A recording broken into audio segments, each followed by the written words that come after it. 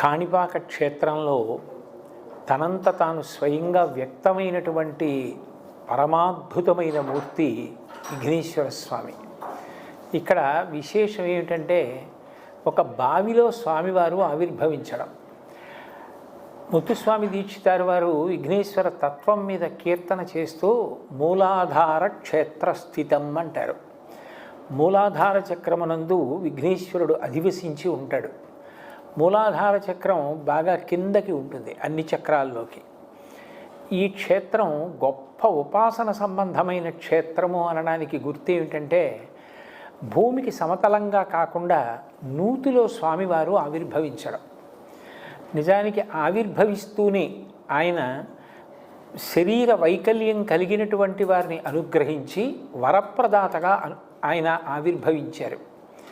ఆనాటి నుంచి ఈనాటి